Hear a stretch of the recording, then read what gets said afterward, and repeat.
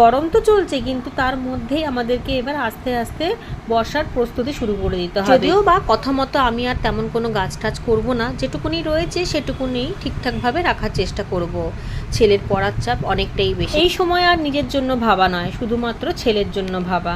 কারণ মেয়ে যখন ছোট ছিল তখন তাকে নিয়েই ভেবেছিলাম বলে আজ মেয়ে পড়ার মূল্যটা বুঝতে পেরেছে।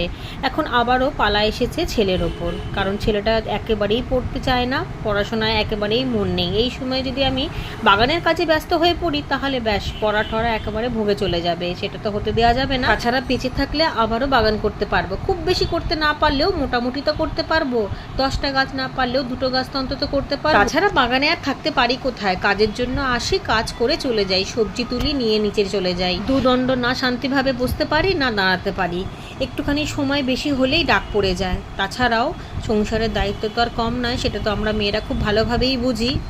ভেবেছিলাম বাগান করব, নিজের একটা বাগান থাকবে, সেখানে ফুল গাছ লাগাবো, টুকটাক সবজি গাছ করব, সবই হচ্ছে, কিন্তু সেই বাগানে সময় কাটানোর মতো সময় হচ্ছে না। শুধুমাত্র ওই মালির মতো আসি, কাজ করি আর ঘরে চলে যাই, ব্যাস এইটুকুনি। যেমন এখানে এই ট্রেটার মধ্যে ধনেপাতা বসিয়েছিলাম, উঠে গেলে আর কিছুই বসাবো না, এগুলো আস্তে আস্তে সব খালি করতে থাকবো এবং মাটিগুলোকে তৈরি করা শুরু করে দেবো।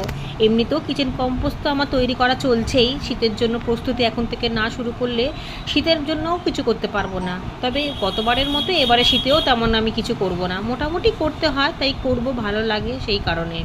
আর আহামরি যে খুব একটা সবজি করি সেরকমটি না, ওই টুকটাক চলে যায়, কিন্তু খাটনি হয় প্রচুর, আর সেই তুলনায় সময় কাটাতে পারি না, এটাই ভীষণ আক্ষেপ যে ছাদ বাগান করা সত্ত্বেও একটুও ছাদ বাগানটাকে উপভোগ করতে পারি না। এর থেকে ভালো তো যখন আমরা ঘুরতে বেড়াতে যাই তখন অন্যের বাগান দেখে দাঁড়িয়ে পড়ি, মন ভরে দেখি চোখ জুড়িয়ে যায়, নিজের বাগানে সেই সময়টুকু আমার কাছে